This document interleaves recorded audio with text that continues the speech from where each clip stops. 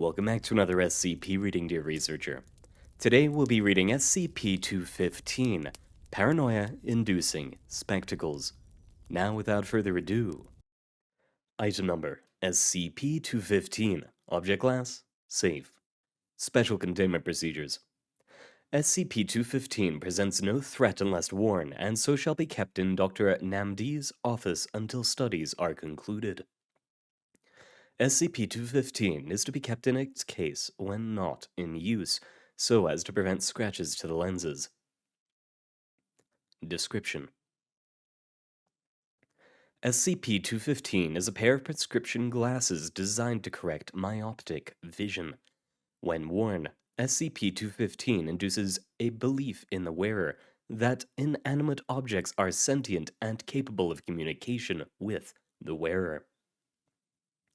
The severity of this delusion varies from wearer to wearer, but generally strengthens over time if SCP-215 is worn regularly, and, in the worst cases, manifests as a severe case of obsessive-compulsive disorder, culminating in an irrational fear of all machines.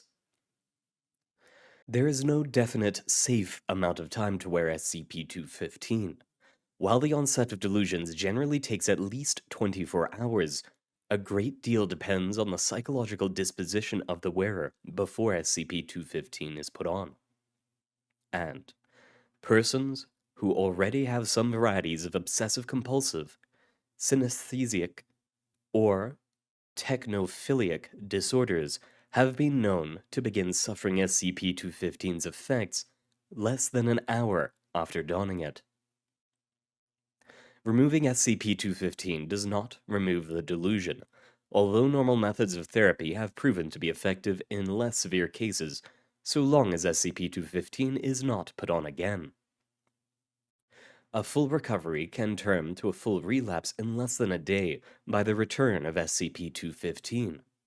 By the end of the second week, wearers tend to violently resist any attempts to separate them from SCP-215.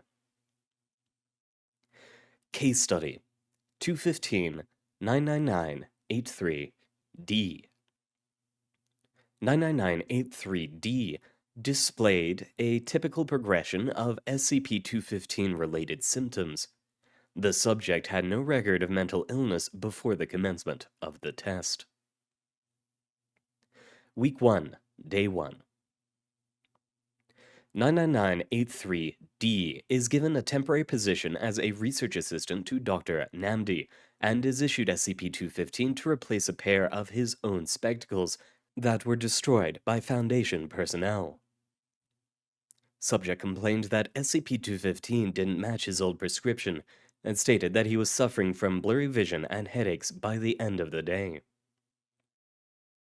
Week 1, Day 3. Subject stopped complaining of blurry vision and began referring to SCP-215 as Steve.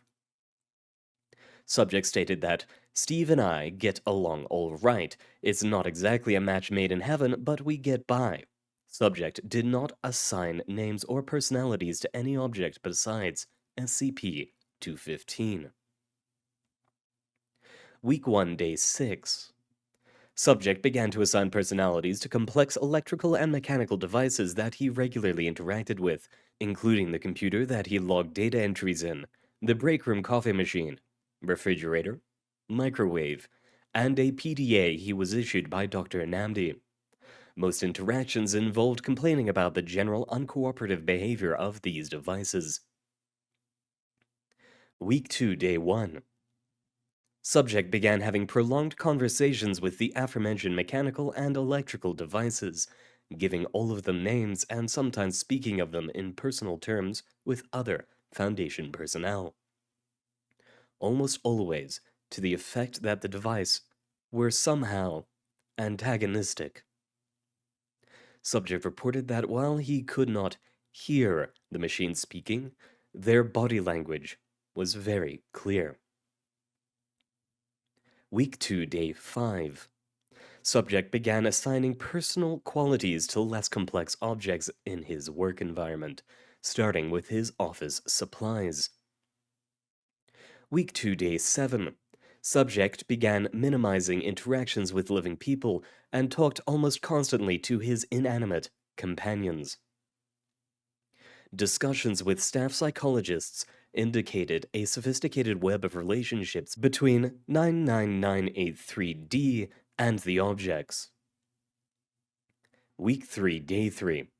Subject had a violent altercation with the break room microwave after a burrito came out of it underdone. Subject reportedly cursed and shouted at the machine before attempting to destroy it with a break room chair. Subject was restrained and subdued, and later apologized for his behavior to the microwave and the chair. Week 3, Day 6.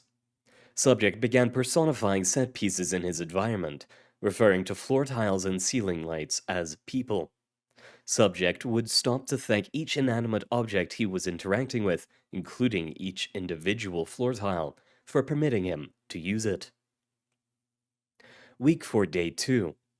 Subject began displaying signs of stress when he interacted with any complex electrical or mechanical appliance, claiming that the machines had become hostile and threatening.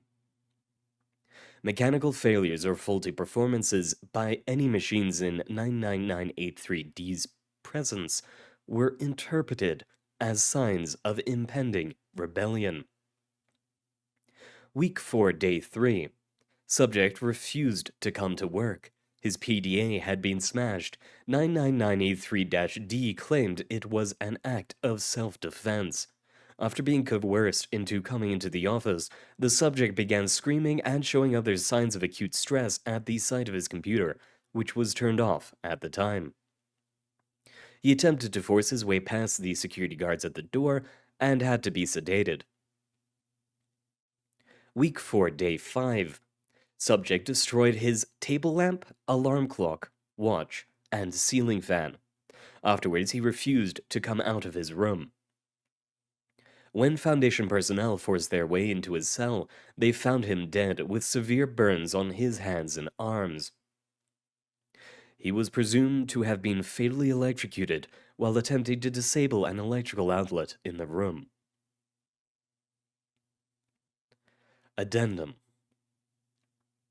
I have been asked many times now if SCP-215 enables the wearer to actually interact with machines in any meaningful way, differently from how normal people do it, and I'm pretty confident that the answer is no.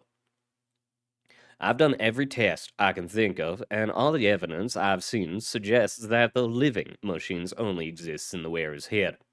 There are things in this Foundation that can make what you believe real, but this isn't one of them. Dr. Namdi. I swear to God, if one of you attempts to swap my glasses out with these again, I am going to be very angry.